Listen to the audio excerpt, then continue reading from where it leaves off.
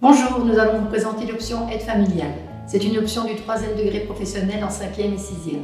C'est une option essentiellement tournée vers les autres et surtout vers les personnes rencontrant des difficultés dans la gestion des actes du quotidien.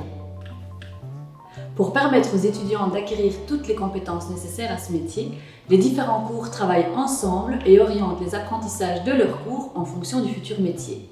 En fin de formation, l'élève pourra choisir de travailler directement dans des structures d'aide à domicile, poursuivre une 7e d'aide-soignant, s'orienter vers le métier d'infirmier. Dans l'exercice de leur métier, les aides familiales sont susceptibles de travailler pour différentes catégories de bénéficiaires. Ainsi, le travailleur pourrait rencontrer des personnes âgées, des personnes atteintes d'un handicap, des familles en difficulté ou encore des personnes en perte d'autonomie. Le rôle de l'aide familiale au sein de l'environnement du bénéficiaire sera entre autres de faire preuve de présence, d'écoute, de conseil et d'aide dans l'exécution des actes du quotidien, tels que par exemple la toilette, les repas, les tâches ménagères ou les déplacements. Les cours d'option sont au nombre de 4 et permettront aux étudiants d'aborder toutes les matières indispensables à leur formation.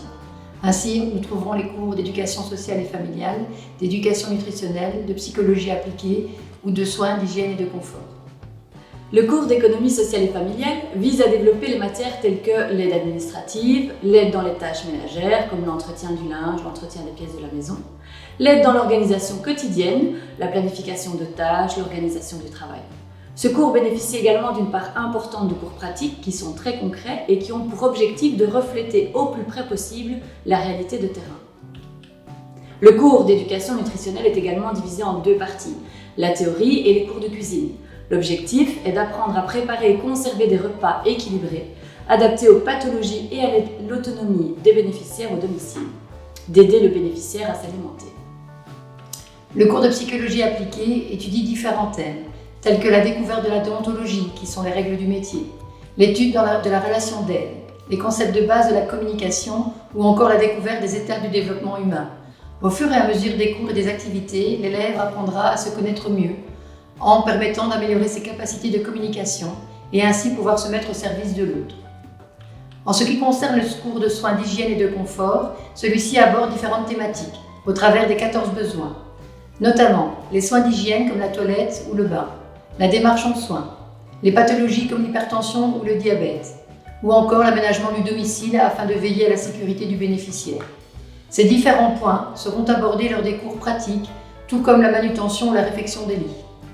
Pour les cours pratiques et pour développer au mieux les bonnes habitudes des futurs professionnels, nous disposons d'une salle technique représentant au plus proche la réalité de terrain, de stages des élèves avec un côté dédié au domicile et un autre à la maison de repos. Les stages permettront une expérience professionnelle des plus enrichissantes.